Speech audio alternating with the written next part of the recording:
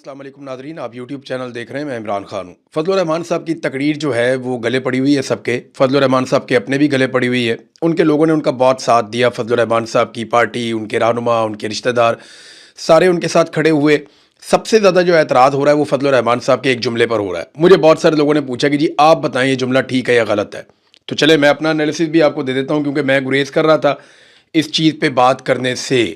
लेकिन क्योंकि बहुत सारे लोगों ने ये सवाल पूछा कि ये जो तकरीर में उनका एक जुमला है जिसमें वो कह रहे हैं कि अपने शहीदों का खून जो है वो हम पर एहसान ना चढ़ाओ। परवेज़ मुशर्रफ साहब का एक जुमला था कि भाई अगर फ़ौज में आए हो तो मरना मारना तो चलता ही रहता है। तो जब आप एक सिक्योरिटी फोर्स ज्वाइन करते हैं तो आपको इस बात का पहले दिन से अंदेशा होता है कि आपको गोली चलानी भी पड़ सकती है, आपके ऊपर गोली चल भी सकती है, आपको जान लेनी भी पड़ सकती है और आपकी जान जा भी सकती है। तो ये एक बड़ी रिस्की जॉब है जिसमें आपको ये सारा कुछ करना पड़ता है। तो यहाँ तक तो ये बात ठीक है। मैं आपको सिर्फ एक वाकया सुनाता हूँ, उससे आपको चीज़ों का आइडिया हो जाएगा। ये बात है 2013-14 की बात है। मैं सियाचिन गया था। वहाँ जो मेरे एक प्रोड्यूसर थे उनके साथ एक फ़ौजी मेजर था, उसकी बहस हो गई। और बहस इस बात पे हुई कि जनाब ये जो पहाड़ हैं पीछे जो इंडिया के कब्ज़े में हैं, इन पे पाकिस्तान का कब्ज़ा होना चाहिए था। तो इंडिया ने आपसे ये छीन लिए और आप आज तक वापस नहीं ले पाए। इस बात के ऊपर वो आपस में बहस कर रहे थे। तो वो मेजर साहब बहुत जज्बाती हो गए और उन्होंने जज्बाती होकर कहना शुरू कर दिया कि हम यहाँ पे जाने दे रहे हैं, हम यहाँ पे कुर्बानी दे रहे हैं और आप हमें बातें सुनाते हैं। उन्होंने कहा जी देखें, मैंने आपसे पूछा कि क्या हमारा कब्जा यहाँ तक होना चाहिए था या इससे आगे भी ज़मीन हमारे पास होनी चाहिए थी। तो आप इसका जवाब देने की बजाय मेरे ऊपर अटैक कर रहे हैं। तो ये तो आप तस्लीम करें ना कि बहुत सारा एरिया जो सियाचिन का पाकिस्तान का था वो इंडिया ले गया। कम से कम यहाँ तक तो आप मान लें कि आपकी गफलत की वजह से बहुत सारा एरिया चला गया, फिर आगे बढ़ जाते हैं। तो वो मेजर साहब ने मेरी तरफ देख के एक सवाल पूछा कि आप बताएं इमरान साहब, कोई 30-40 हज़ार के लिए, 50 हज़ार के लिए कोई अपनी जान देता है? 40-50 हज़ार की नौकरी के लिए? तो मैंने उन्हें जो जवाब दिया वही जवाब मैं यहाँ पे आप सारों को दे देता हूँ। मैंने कहा जी हम जो आपको पैसे देते हैं ना वो आपके वक्त के लिए आपको हम देते हैं, कि जो आप सर्विसेज दे रहे हैं, आप जो नौकरी कर लें उसके लिए हम आपको पैसा देते हैं। जैसा हम डाकिये को देते हैं, जैसा हम टीचर को देते हैं, जैसा हम पुलिस वाले को देते हैं, जैसा हम बाकी सेक्रेटेरिएट में काम करने वाले मुलाजमीन को देते हैं, ऐसे हम आपको भी तनख्वाह देते हैं। जैसे बाकी इदारों में तनख्वाह मिलती है, आपके इदारे को भी तनख्वाह मिलती है। तो इसमें अलग चीज़ क्या है? सबकी अपनी अपनी अलग अलग ड्यूटी है।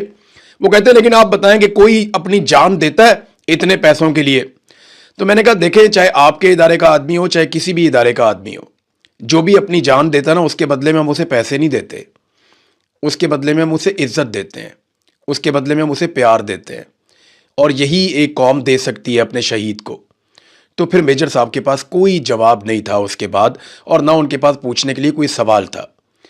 तो ये जो सिक्योरिटी फोर्सेज हैं ये तनख्वाह लेकर काम करती हैं, ये बात बिल्कुल ठीक है फजल रहमान साहब की, उन्होंने गलत बात नहीं की।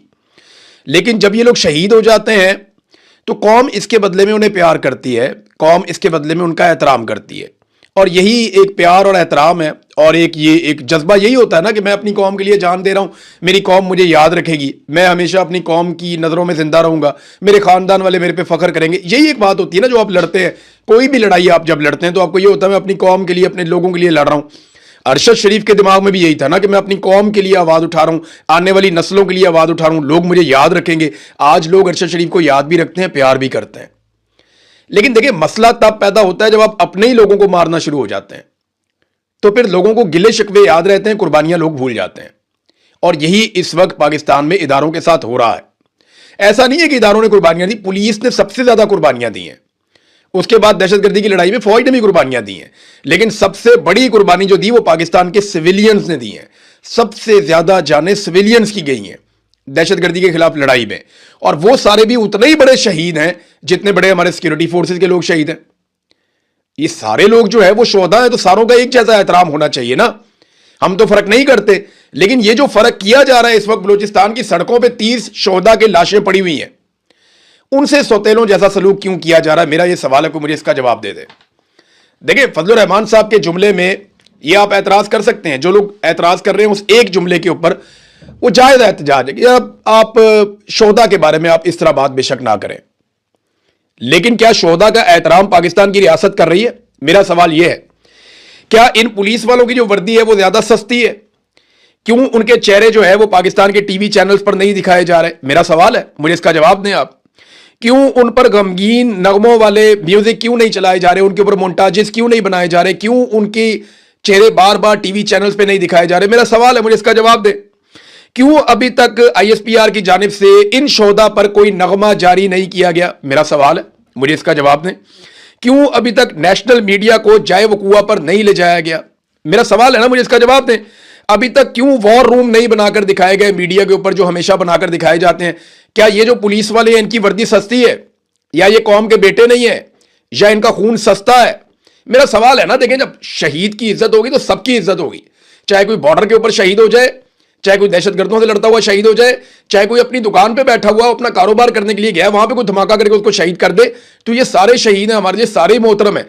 चाहे अरशद शरीफ दियारे गैर में शहीद हो जाए, कीनिया की सरजमीन पे मारा जाए, वो भी हमारे लिए शहीद है, वो भी हमारे लिए उतना ही मोहतरम है, मोतबर है, बल्कि वो ज्यादा अहमियत इसलिए रखता है कि उसकी कोई लड़ने की ट्रेनिंग नहीं थी, वो पूरी कौम के लिए आवाज उठा रहा था, अकेला वहां पे पड़ा हुआ था दियारे गैर में, वहां पे शहीद हो गया, तो उसकी भी उतनी इज्जत होनी चाहिए।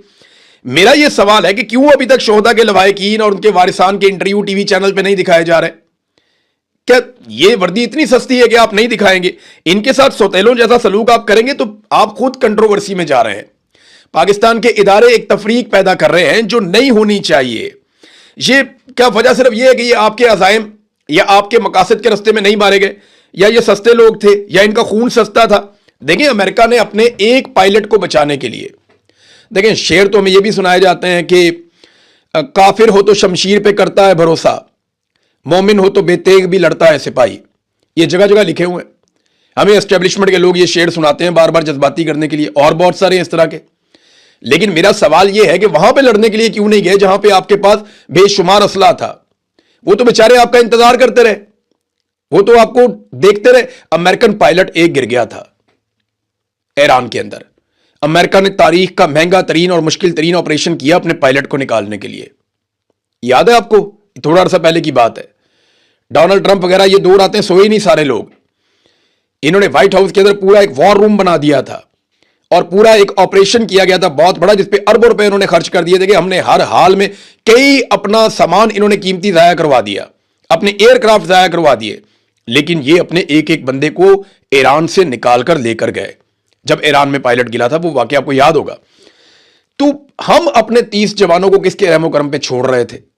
हमने वहां पे क्यों छोड़ा? हमें भी चाहिए था वहां से उनको निकालते। देखिए ना, पाकिस्तान अब सालसी दुनिया की तो करवा रहा है। वो डोनाल्ड ट्रंप भी बाज नहीं आ रहा, ईरान भी नहीं बाज आ रहा, वो आपस में एक दूसरे पे मिसाइल मारते चले जा रहे हैं, मारते चले जा रहे हैं। लड़ाई दोबारा शुरू हो गई है। दोनों को अपने हुर्मत पे कंट्रोल चाहिए, और कंट्रोल का मामला यह है कि जिसका कंट्रोल होगा वो फ्यूचर में तिजारत के ऊपर कंट्रोल करेगा। ईरान को लगता है कि उनके हाथ में कमजोरी आ गई है दुनिया की, तो यहां से हम अपने आप को सेव करेंगे। जबकि अमेरिका को यह लगता है कि हमारी बहुत बड़ी बेइज्जती है अगर हम इसको बंद करवा के चले जाते हैं या ईरान के कंट्रोल में देकर चले जाते हैं। अब वो लड़ाई लगी हुई है, लड़ाई चलती जा रही है, चलती जा रही है। वो फिर एक दूसरे पे बम मारे, ईरान के ऊपर ज्यादा बम गिर रहे हैं। लड़ाई का आगाज ईरान ने कहा जी कि अमेरिका ने किया है, जबकि अमेरिका कहता है वहां से जो जहाज गुजरते हैं उनको ईरान मारता है, तो फिर लड़ाई शुरू हो जाती है। अब अरब ममालिक के ऊपर ईरान लगातार बमबारी कर रहा है। बहुत सारे मिसाइल उनके इंटरसेप्ट हो जाते हैं, लेकिन बहुत सारे जाकर टारगेट पे भी लग जाते हैं, और वहां से वीडियोस भी आ रही हैं। तो डोनाल्ड ट्रंप ने इस हवाले से एक इंटरव्यू भी दिया। मेरा सवाल यह है कि देखें, पाकिस्तान में आग लगी हुई है। बलूचिस्तान लिबरेशन आर्मी ने और तहरीके तालिबान पाकिस्तान ने जो वीडियोस जारी कर दी हैं, मैंने बदकिस्मती से वो वीडियोस देखी हैं। वो इतनी खौफनाक वीडियोस हैं, ऐसे दिल दहला देने वाले मनाजिर हैं कि मैं नहीं चाहता कि कोई भी उनको देखे। लेकिन बतौर सहाफ़ी जब मैंने देखा तो ये बहुत खौफनाक सूरत हाल पैदा हो चुकी है। बहुत सारी तंजीमें इकट्ठी हो गई हैं, बहुत सारी तंजीमें सरगर्म हो गई हैं। वहां पे आप अंदाजा करें कि इस वक्त जो सूरत हाल है, अफगान फोर्सेज है, दाइश है, टीटीपी है, बीएलए है, और जराइम पेशा ग्रोह हैं, बहुत सारे स्मगलर्स हैं, और पता नहीं कौन कौन कहां से इकट्ठा होकर आ गया। और एक अजीबो गरीब अनारकी फैल गई है पूरे बलूचिस्तान में और खैबर पख्तूनख्वा के कबायली इलाकों में।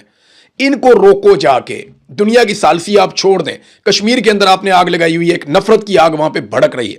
लोग बात सुनने को तैयार नहीं है हुकूमत की, और हुकूमत लोगों की बात नहीं सुन रही। वहां कत्लेआम हो चुका है 2 दफा, और अब दोबारा से खदशा है कि दोबारा लड़ाई ना हो जाए। तो इन चीजों पे तवज्जो छोड़कर पाकिस्तान को बचाएं।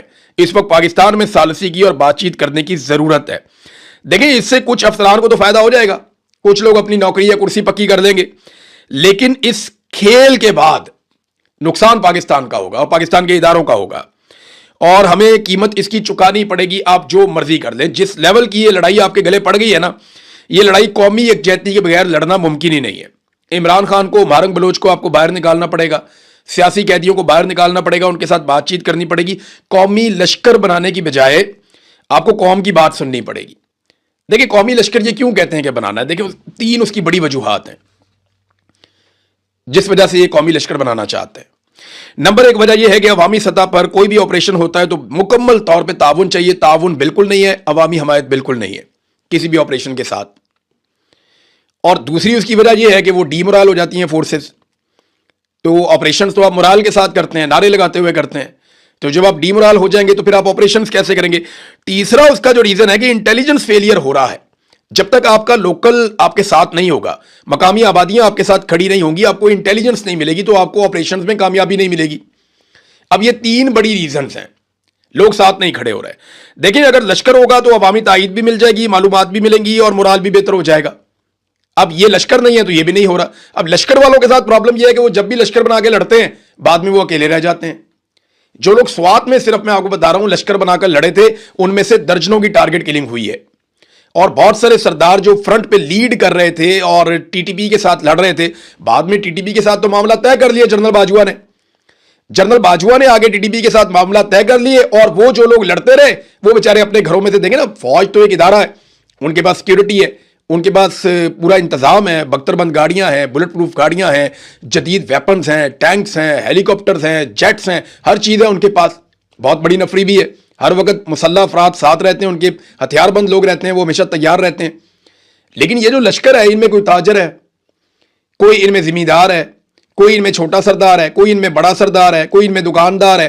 اب یہ لوگ لشکر بنا کے لڑنے کے لیے آ جاتے ہیں، بعد میں تو انہوں نے اپنی دکانوں پہ، اپنے کاروباروں میں یا اپنے حجروں میں جا کے بیٹھنا ہے۔ یہ تو ہر وقت اس طرح مسلح نہیں رہ سکتے، اور جب یہ غیر مسلح ہوتے ہیں ان کی ٹارگٹ کلنگ ہوتی ہے۔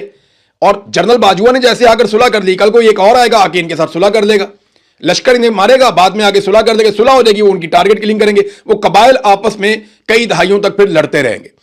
یہ بڑی بدقسمتی ہے، اور اس وجہ سے فضل الرحمان صاحب نے کہا کہ نہیں، یہ نہیں ہونا چاہیے۔ بہرحال فضل الرحمان صاحب پہ بہت ٹکا کر تنقید ہوئی ہے، اور فضل الرحمان صاحب کا موقف زیادہ تر جو ہے ان کی بات وہ ٹھیک ہے، ان کی بات غلط نہیں ہے، لیکن ان کی مزاحمت کی وجہ جو ہے نا فضل الرحمان صاحب کی، وہ کبھی بھی اصولی نہیں ہوتی۔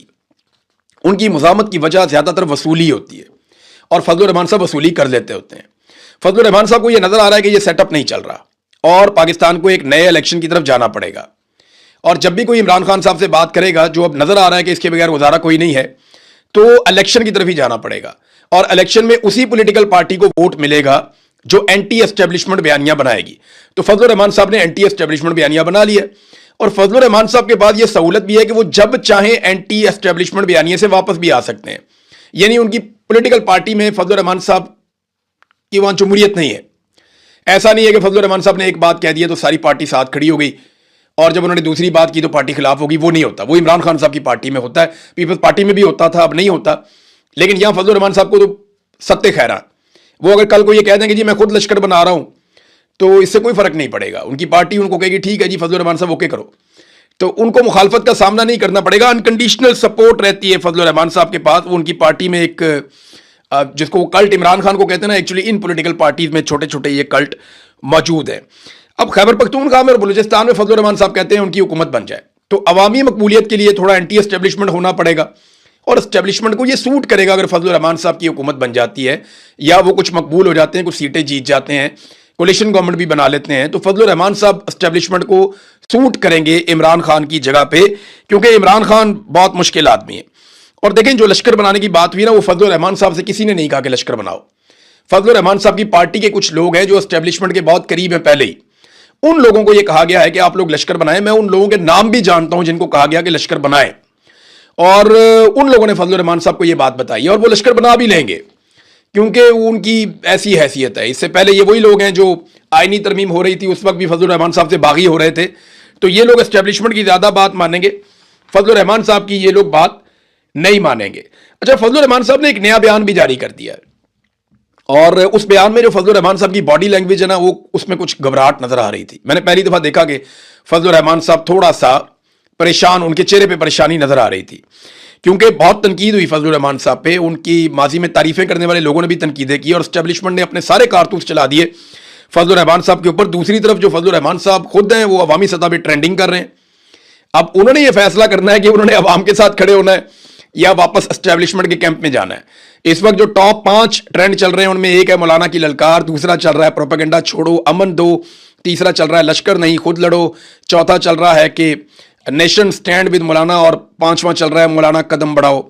तो ये इस किस्म के 5 ट्रेंड जो हैं वो टॉप पे मौलाना फजलुर रहमान के चल रहे हैं। तो इन्होंने बड़ी कोशिश भी की कि मौलाना फजलुर रहमान के ट्रेंड खत्म किए जाएं और इस सिलसिले में ऐसे बेवकूफ़ लोग भी हैं हुकूमत में जिन्होंने मार्केटिंग कंपनियों से रब्ता कर लिया। तो उन्होंने कहा जी हमारा इससे क्या ताल्लुक है, ये हम नहीं कर सकते, ये आप पीटीए से जाके बात करें या आप ट्विटर से बात करें या आप इसको और तरीके से देखें, हमारा इसमें कोई ताल्लुक नहीं है। तो फ्रस्ट्रेशन बहुत ज़्यादा बढ़ गई है कि फजलुर रहमान साहब को सोशल मीडिया पे कैसे नाकाम बनाया जाए। देखिए ये फजलुर रहमान साहब की अपनी पार्टी सोशल मीडिया पे इतनी तगड़ी नहीं है, तहरीक लब्बैक उनसे 10 गुना ज़्यादा तगड़ी थी सोशल मीडिया पे, और पाकिस्तान तहरीक इंसाफ नंबर 1 पार्टी है सोशल मीडिया पे आज भी।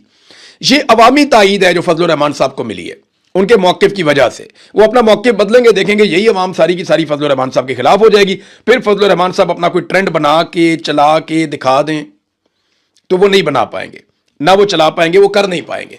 इमरान खान साहब के बारे में देखें, इनको अगर अमन लेकर आना है ना तो जितने भी सियासी कैदी हैं उनको छोड़कर पाकिस्तान को एक नए इलेक्शन की तरफ लेकर जाना पड़ेगा और अवामी लश्कर बनाने की बजाय अवाम की बात सुननी पड़ेगी, अवाम को उनके हुकूक देने पड़ेंगे।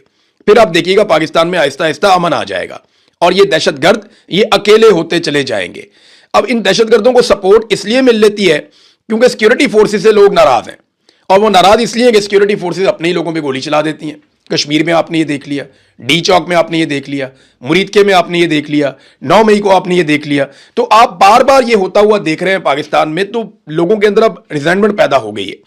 इमरान खान जेल में किस स्टेट ऑफ माइंड में है इसको समझना बहुत जरूरी है। ऐसी सूरत हाल में आप इस आदमी को शिकस्त नहीं दे सकते, आपको इससे बात ही करनी पड़ेगी। जो अल्लामा राजा नासिर अब्बास साहब हैं उन्होंने एग्जैक्टली वो अल्फाज बताए जो इमरान खान साहब ने उन लोगों से बोले थे जेल में, जब ये पेशकश लेकर गए थे इमरान खान साहब के पास कि आपको हम बनीगाला में शिफ्ट कर देते हैं। ये बहुत बड़ा इंकशाफ है, पहली मरतबा हुआ, मैं आपके सामने रख देता हूं। पहले इसके बारे में खबरें आती रही हैं लेकिन बड़ी क्लैरिटी के साथ उन्होंने वो पूरा माहौल बताया जिसमें वो गए थे। उन्होंने कहा जी हम 5-6 लोग गए थे, सलमान अकरम राजा थे, अली अमीन गंडापुर थे, साहबजादा हामिद रजा थे, वो भी बेचारे बेगुनाह जेल में कैद हैं। साहबजादा हामिद रजा एक मुहब्बे वतन पाकिस्तानी है, देखिए उसको जेल में डाला हुआ सिर्फ इसलिए कि तुम इमरान खान की मुखालफत क्यों नहीं करते, और वो भी सजा काट रहे हैं बीमार होने के बावजूद। उनकी कभी मुलाकातें बंद कर देते हैं, कभी उनका इलाज नहीं करवाते, तो उनके साथ सख्त ज्यादती की जा रही है साहबजादा हामिद रजा साहब के साथ भी। तो इमरान खान ने इन लोगों को क्या कहा था जाते ही? इमरान खान ने कहा कि पहले मेरी बात सुनो, मैंने बनीगाला नहीं जाना है, मैंने कोई कंप्रोमाइज नहीं करना है, मेरे साथ वाले लोग जो एक जुमला लिखकर दे देते हैं बाहर आ जाते हैं वो जेल में रहें और मैं जनाबे वाला डील करके तो जाकर उधर बैठ जाऊं, मैं नहीं जाऊंगा। और ये जेल मेरे लिए अल्लाह की नेमत है। मैं पहले मेरे पास इतना वक्त नहीं होता था, कुरान पढ़ता हूं तो पहले एक तर्जुमा, अभी मेरे पास कई तर्जुमे हैं या तफसीरें हैं, मुझे अब सही से वो कहते हैं याद नहीं है, लेकिन 4-5 की उन्होंने बात की थी। वो कहते हैं मैं दुआ करता हूं, पहले नमाज जल्दी जल्दी पढ़ता था, अब इत्मीनान से नमाज पढ़ता हूं, किताबें पढ़ता हूं, ये जेल मेरे लिए अल्लाह की नेमत है। ये जनाब सेनेट के अंदर जो कायदे हिज़्ब इख्तलाफ हैं, अल्लामा राजा नासिर अब्बास साहब वो ये कह रहे हैं कि इमरान खान साहब इस स्टेट ऑफ माइंड में जेल के अंदर। मैं क्योंकि कैदे तन्हाई काट के आया हूं ना 5 महीने, तो मैं आपको बताता हूं जब आप इस स्टेट ऑफ माइंड में चले जाते हैं तो अल्लाह ताला आपके दिल में इत्मीनान डाल देता है। फिर आपके ऊपर कोई टॉर्चर करे, कोई बदतमीजी करे, कोई कुछ भी करे, तो आपको लगता है ठीक है जो है ये है, मेरा अल्लाह तो देख रहा है ना, तो मैं अपने अल्लाह के साथ अपना ताल्लुक जोड़ लेता हूं। ये होता है आपके साथ। इमरान खान साहब वहां पे बैठे हैं, इनको मुसीबत पड़ेगी, यही जाके इमरान खान से बात करेंगे और देख लीजिएगा इनको इमरान खान से बात करनी पड़ेगी, उसे फ्री एंड फेयर इलेक्शन का वादा भी देना पड़ेगा। तो नाज़रीन, फजलुर रहमान साहब का जो स्टेटमेंट जिसके बारे में मैं आपको बता रहा था, ज्वाइंट अवामी एक्शन कमेटी के बारे में उन्होंने बयान जारी कर दिया गैर मुतवक्के तौर पर, और उन्होंने कहा जी कि मैं उनसे अपील करता हूं कुछ दिन और सब्र कर लें, हमें चंद दिन की और मोहलत दे दें। मेरी बिलावल से बात हुई है और बिलावल ने भी कहा, वो कंफ्यूज भी हैं कि क्या करना है कैसे करना है, वो कोशिश भी कर रहे हैं। तो मौलाना के चेहरे पे ना थोड़ी बहुत घबराहट नजर आ रही थी, लेकिन ऐसा लग रहा था कि मौलाना साहब अब सीज फायर चाहते हैं।